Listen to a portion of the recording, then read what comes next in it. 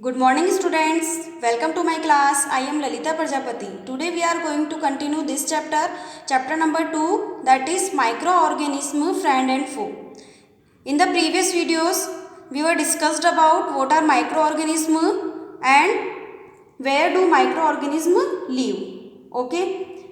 So recall this chapter. सबसे first हम इस चैप्टर को रिकॉल कर लेते हैं बेटा कि what are microorganism, the living organism which cannot be seen with the naked eye and can only be observed through a microscope are called microorganism. Microorganism may be unicellular and multicellular. Okay. Science which deal the study of microorganism, microbiology, or scientists who study microorganism are called microbiologist. Then where do microorganisms कहाँ रहते हैं? So microorganisms are present everywhere. Okay. Yes अगर ये अकेले रहेंगे, micro organism जो होते हैं वो अकेले भी रहते हैं, ग्रुप में भी रहते हैं. तो जो ग्रुप में रहते हैं उन्हें क्या कहते हैं बेटा? कॉलोनीज. ओके. नेक्स्ट हमने डिस्कस किया था बेटा माइक्रो ऑर्गेनिज्म एंड अस, जिसमें हमने मेकिंग ऑफ कर्ड डिस्कस किया था and commercial use. Making of curd and bread and कई सारे जो फूड आइटम्स होते हैं इनको मेक करने के लिए माइक्रो ऑर्गेनिज्म हमारी हेल्प करते हैं. ओके. सो आज का जो हमारा टॉपिक है वो है medicinal use of microorganism. Okay. अब देखो बेटा मेडिकल लाइन में माइक्रो ऑर्गेनिज्म का क्या यूज होता है. So whenever you fall ill the doctor may give you some antibiotic tablet, capsule और injections such as of penicillin. Penicillin का तो नेम आपने सुना है, जो कि मलेरिया जो डिजीज़ होती है उसके लिए उसको ठीक करने के लिए काम में आती है. सो जब हम बीमार हो जाते हैं बेटा तो कुछ जो एंटीबायोटिक टैबलेट्स होती है in the form of capsules और इंजेक्शन, या तो वो इंजेक्शन के फॉर्म में भी हो सकती है, कैप्सूल के फॉर्म में भी हो सकती है. कई सारे ऐसे टैबलेट्स होती है जिनके द्वारा डॉक्टर हमको क्या करते हैं बेटा? ठीक करते हैं. तो the sources of these medicine is micro organism. तो ये जो मेडिसिन का जो सोर्सेज है, मीन्स मेडिसिन जहाँ से हमको मिल रही है. सोर्सेज मीन्स क्या होते हैं? कोई सा भी सोर्सेज क्या होते हैं जहाँ से कोई आइटम्स क्या होता है हमें ऑब्टेन होता है. सो मेडिसिन को जहाँ से ऑब्टेन किया जाता है वो उसके सोर्सेज है, और ये सोर्सेज क्या है? Microorganism. Okay. So medicine kill or stop the growth of the disease causing microorganism such medicine are called antibiotics. तो व्हाट आर एंटीबायोटिक्स? वैसे तो आप सभी जानते हो बेटा कि एंटीबायोटिक्स मीन्स क्या होते हैं. तो एंटीबायोटिक क्या होती है बेटा? एंटीबायोटिक भी एक मेडिसिन ही होती है जो कि जो डिजीज कोजिंग जो माइक्रो ऑर्गेनिज्म होते हैं जो कि डिजीज को क्या करते हैं? कॉज करते हैं. क्योंकि हमने देखा है कि माइक्रो ऑर्गेनिज्म जो है वह हमारे लिए बेनिफिशियल भी होते हैं और हमको नुकसान भी पहुंचाते हैं. तो कुछ ऐसे माइक्रो ऑर्गेनिज्म जो कि डिजीज को कॉज करते हैं, ये डिजीज कोजिंग माइक्रो ऑर्गेनिज्म की ग्रोथ को स्टॉप करने के लिए, इनको मारने के लिए ऐसी मेडिसिन, जिन मेडिसिन को काम में लिया जाता है वो होती है called antibiotics. Okay. These days a number of antibiotics are being produced from bacteria and fungi. ठीक है. Streptomycin, tetracycline and erythromycin are some of the example of antibiotics which are made from fungi and bacteria. Okay. अब ये आप देख रहे हो बेटा कि ये फंजाई और बैक्टीरिया हमने ग्रुप्स पढ़े थे, मेजर ग्रुप्स पढ़े थे माइक्रो ऑर्गेनिज्म के. तो माइक्रो ऑर्गेनिज्म के ये जो ग्रुप्स है लाइक से फंजाई हम ले सकते हैं, बैक्टीरिया है, प्रोटोजोआ है, वायरस है. सो फंजाई एंड जो बैक्टीरिया है माइक्रो ऑर्गेनिज्म के जो ग्रुप्स है, इन माइक्रो ऑर्गेनिज्म के थ्रू कॉमनली क्या बनाई गई है? एंटीबायोटिक्स, जिनके के एग्जांपल्स हमने यहाँ पर देखे हैं. सो एंटीबायोटिक्स मीन्स समझ में आ गया. एंटीबायोटिक्स मीन्स क्या होती है? मेडिसिन जो कि डिजीज कोजिंग माइक्रो ऑर्गेनिज्म की ग्रोथ को क्या करती है? स्टॉप करते हैं और उन्हें मार देते हैं और हमारी बॉडी को क्या करते हैं? प्रिवेंट करते हैं. Okay. Then antibiotics are manufactured by growing specific microorganism and are used to cure a variety of disease. Okay. Antibiotics are even mixed with the feed of livestock and the poultry of check microbial infection in animals. They are also used to control many plant disease. तो ये जरूरी नहीं है बेटा कि इनका use only for humans के लिए ही काम में आती है. एंटीबायोटिक्स जो होते हैं ये माइक्रो ऑर्गेनिज्म के थ्रू ही क्या होती है बेटा? प्रिपेयर होती है और माइक्रो ऑर्गेनिज्म के द्वारा प्रिपेयर होती है. सो इनका यूज़ कई तरह से लिया जाता है. जैसे प्लांट्स में भी किया जाता है। इधर से कई सारे जो एंटीबायोटिक्स का जो मिक्स्ड करके पोल्ट्री को माइक्रोबायल जो इन्फेक्शन होते हैं एनिमल्स में उनको रिमूव करने के लिए भी इनका यूज़ किया जाता है। सो जो हमारी जो एंटीबायोटिक्स है बेटा, ये कई तरह से हमारे लिए क्या होती है, यूजेज है। तो मैं एक बार वापस से रिकॉल कर देती हूँ कि एंटीबायोटिक्स मीन्स क्या होता है या फिर इसका प्रोडक्शन कैसे हुआ था। तो मेडिसिन जो होती है बेटा, जो कि लिविंग ऑर्गेनिज्म जैसे बैक्टीरिया हो गया या फंजाई होगी, जो कि क्या करते हैं बेटा, इनको स्टॉप करते हैं, किसको, growth of the disease causing microorganism present in the body called antibiotics. Okay, तो what are antibiotic? Antibiotics means क्या होती है, the medicines produced by living organism such as bacteria and fungi which kill or stop the growth of the disease causing microorganism present in our body called antibiotics. Source of these antibiotics medicine are microorganism. These days a number of antibiotics are produced from bacteria and fungi. ठीक है, इनके कुछ जो examples हैं वो हमने देखे हुए हैं। ठीक है, जैसे स्ट्रेप्टोमाइसिन है, इरिथ्रोमाइसिन है। तो फर्स्ट जो एंटीबायोटिक्स जो डिस्कवर्ड हुई थी वो थी बेटा पेनिसिलिन, जो कि आपके पहले नेम आया है कि पेनिसिलिन किसके लिए, किस डिजीज़ के लिए काम में ली जाती है, मलेरिया डिजीज़ के लिए। सो जो फर्स्ट जो एंटीबायोटिक बनी थी, जिस एंटीबायोटिक का क्या हुआ था बेटा, इन्वेंट हुआ था, जिस एंटीबायोटिक को बनाया गया था, डिस्कवर्ड किया गया था, उसका नेम है पेनिसिलिन। ठीक है, और ये किससे प्रिपेयर हुई थी, फंगस से। ठीक है, जिसका क्या नेम था, पेनिसिलिन नोटेटम। ठीक है, ये याद रखने वाली बात है बेटा कि सबसे फर्स्ट पेनिसिलिन सबसे फर्स्ट जो एंटीबायोटिक्स थी उसका क्या नेम है, पेनिसिलिन। और पेनिसिलिन को किससे प्रिपेयर किया गया था, by a fungus called penicillium notatum. Okay, clear, yes. वापस सुन लो बेटा, first antibiotic to be discovered was penicillin. It was prepared by a fungus called penicillium notatum and antibiotics are also mixed with the feed of livestock poultry to check microbial infection, जो कि मैंने आपको अभी just आपको बताया है। Okay, yes, and plant disease को control करने के लिए भी एंटीबायोटिक्स का यूज़ होता है।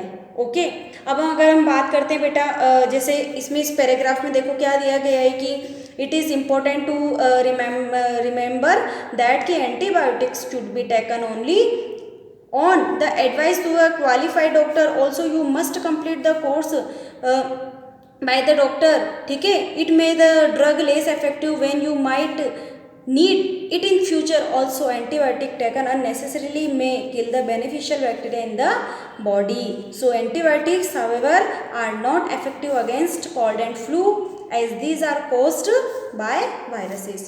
So जो antibiotics होते हैं बेटा, इनके यूजिंग करने के लिए जब हम इनका यूज़ करते हैं तो कुछ प्रिकॉशंस की हमको क्या होती है, नीडेड होती है। तो कौन कौन से प्रिकॉशंस होते हैं, जैसे antibiotics should be taken only on the advice of a qualified doctor, कि एंटीबायोटिक्स को ओनली क्वालिफाइड डॉक्टर की एडवाइस पे ही हमें लेना चाहिए। अब हमें ये क्यों लेना चाहिए, क्योंकि अगर हम बेटा पहले से ही क्या करते हैं, एंटीबायोटिक्स को ले लेते हैं तो हमारी बॉडी के अंदर प्रेजेंटेड जो यूजफुल जो माइक्रो ऑर्गेनिज्म होते हैं ये क्या हो जाते हैं बेटा, इफेक्टिव, इन पे इफेक्ट पड़ता है, जिससे अगर हम बीमार हो जाते हैं तो बीमार हो जाते हैं और जो हम एंटीबायोटिक्स उसके बाद में लेते हैं तो वो हमारी बॉडी को क्या करती है बेटा, इफेक्ट नहीं करती है, क्योंकि हमारी बॉडी तो पहले से ही क्या है, एंटीबायोटिक है।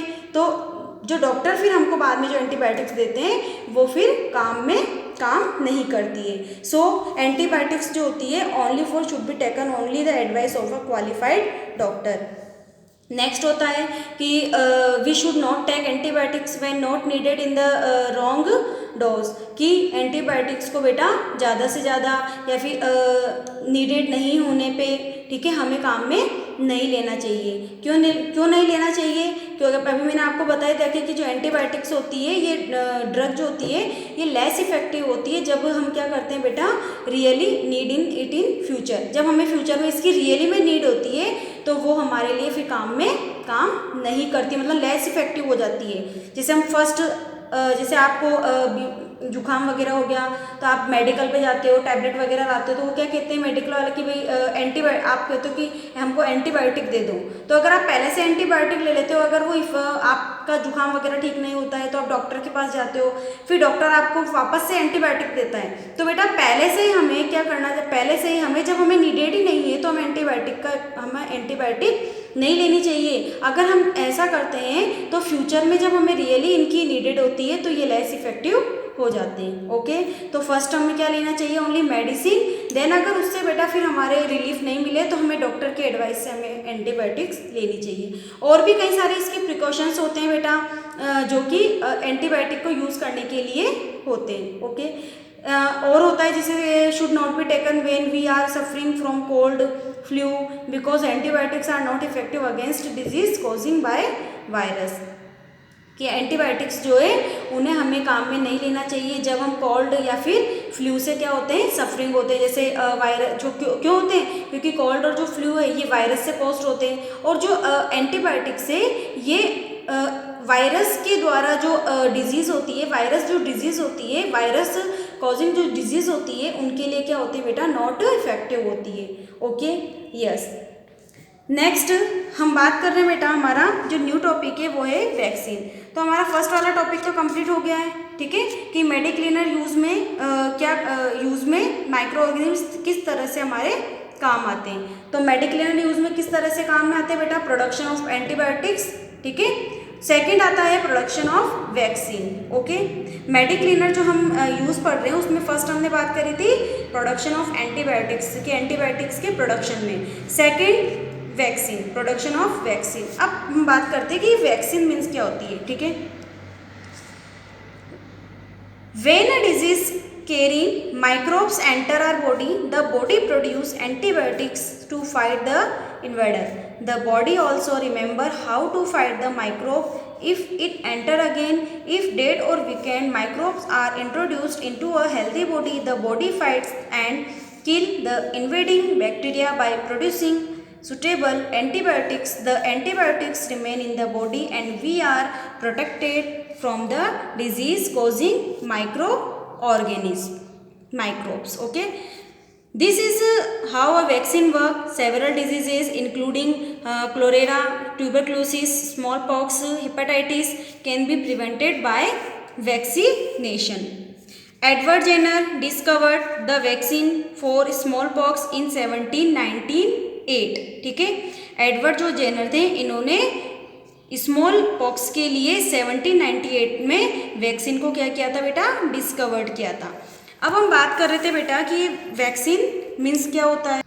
तो हम वैक्सीन की बात कर रहे थे बेटा कि production of vaccine means medicinal use में जो माइक्रो ऑर्गेनिज्म है इनका यूज़ वैक्सीन को प्रोडक्शन करने में कैसे काम में आता है। सो हमने देखा बेटा कि माइक्रो ऑर्गेनिज्म जो होते हैं इनका यूज़ वैक्सीन को प्रोडक्ट करने के लिए भी काम में आता है, क्योंकि वैक्सीन जो होती है वो ह्यूमंस को या फिर अदर जो एनिमल्स होते हैं इनको डिजीज़ होती है, जो बीमारियां होती है उनके अगेंस्ट क्या करते हैं, उनकी बॉडी को क्या करते हैं, प्रिपेयर करते हैं। उनकी बॉडी में इम्यूनिटी जो पावर होती है उनको क्या करते हैं बेटा, स्ट्रॉन्ग बनाते हैं। So the ability of one's body to register disease is known as immunity. So immunity means क्या होती है, इम्यूनिटी मीन्स होती है कि हमारी बॉडी में कितनी पावर है डिजीज से फाइट करने के लिए, हमारी बॉडी कितनी पावरफुल है, ठीक है। So ability of the one's body to register disease, मतलब किसी भी डिजीज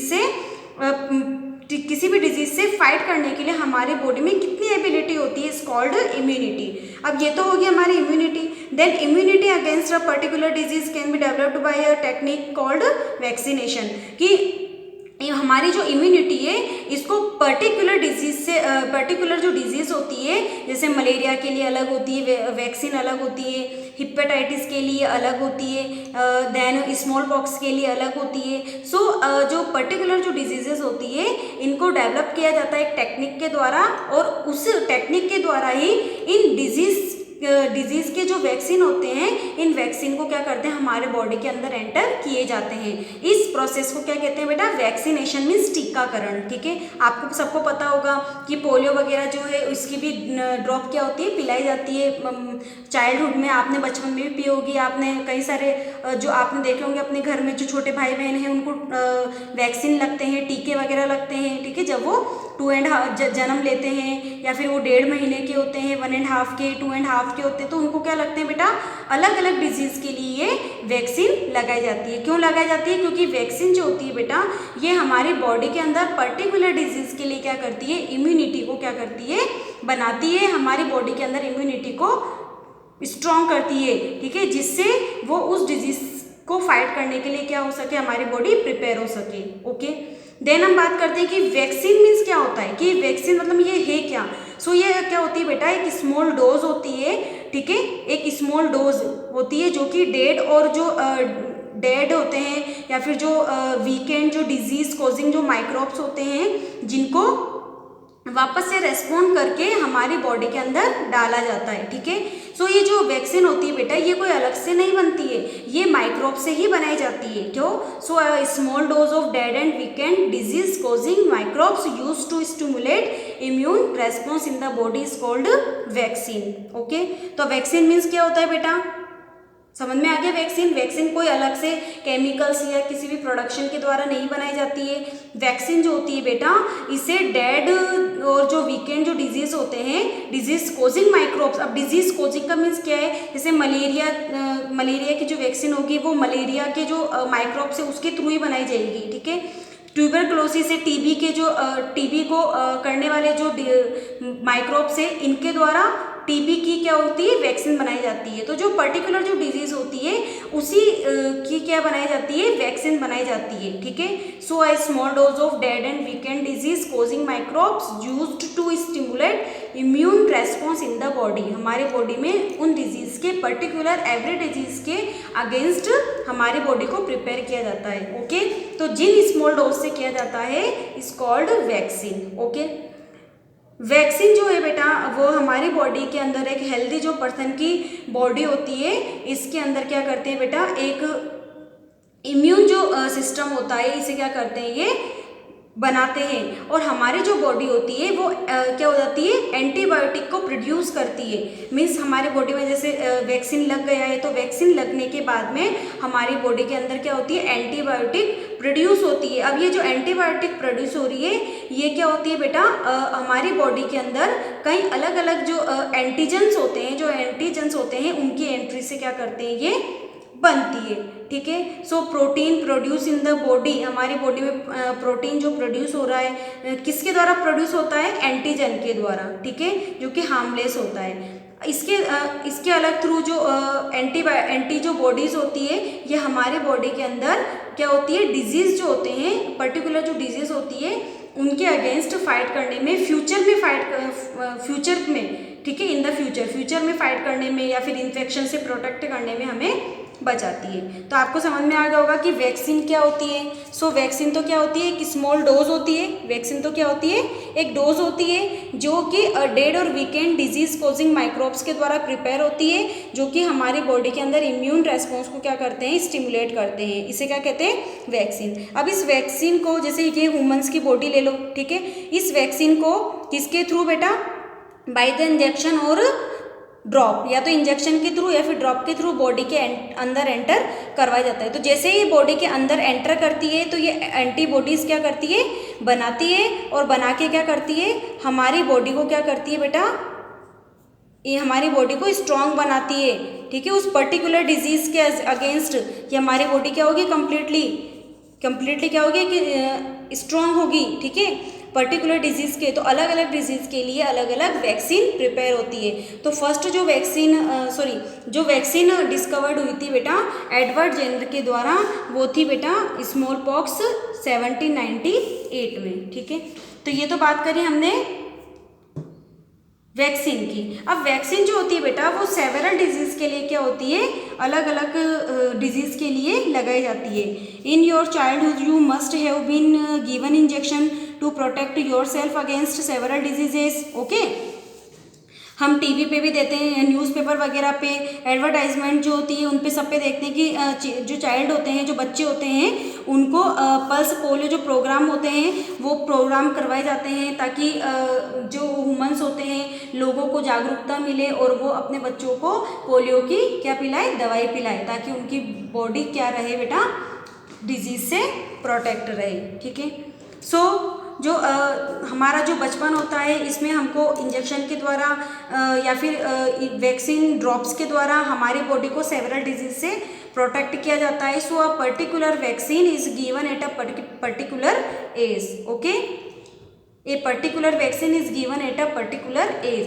पर्टिकुलर वैक्सीन को एक पर्टिकुलर एज पे ही दी जाती है, ऐसे नहीं कि कभी भी कोई सी भी वैक्सीन लगा दी। जैसे बच्चा अगर जन्म लेता है, ठीक है, बच्चा जब जन्म लेता है तो उसकी स्मॉल पॉक्स है, बीसीजी है, ठीक है, इनके जैसे ट्यूबर टीबी है, इनसे बचने के लिए वैक्सीन लगाई जाती है। जब बच्चा क्या होता है बेटा 3 से 12 मंथ का होता है तो उसके बीच बीच में क्या डिप्थीरिया है या फिर वूफिंग कफ है, ठीक है, टिटनेस है, पोलियो है, बीसीजी है, इनके इंजेक्शन, इनके वैक्सीन लगते हैं। जब जो एक चाइल्ड होता है वो 9 से 15 मंथ का होता है तो इनके बीच बीच में मीजल्स है, स्मॉल पॉक्स है, इनके वापस से रीवैक्सीनेशन लगते हैं, मतलब वापस से लगता है। एक बार तो पहले लग गया और एक बार वापस लगता है। ठीक है। 18 से 24 जब मंथ के हो जाते हैं तो डीपीटी का लगता है, डीपीटी बूस्टर का लगता है, ठीक है, डीपीटी बूस्टर का और पोलियो का। ठीक है। देन 5 से 6 ईयर्स अगर हो जाते हैं तो स्मॉल पॉक्स का वापस से रीवैक्सीनेशन लगता है। देन उसके बाद में डिप्थीरिया है, टिटनेस है, इनके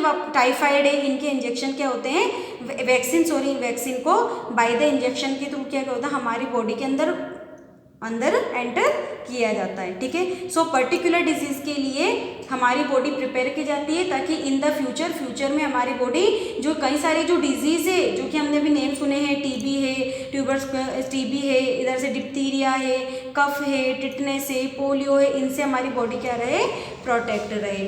ओके। सो ये हमने बात करी बेटा वैक्सीन के बारे में। ठीक है। देन हमारा जो नेक्स्ट टॉपिक है वो है बेटा increasing soil fertility. Increasing soil fertility, तो ये जो टॉपिक है ये हम नेक्स्ट वीडियो में डिस्कस करेंगे। तो आज के लिए बेटा इतना ही। ठीक है। All of you thank you and good luck.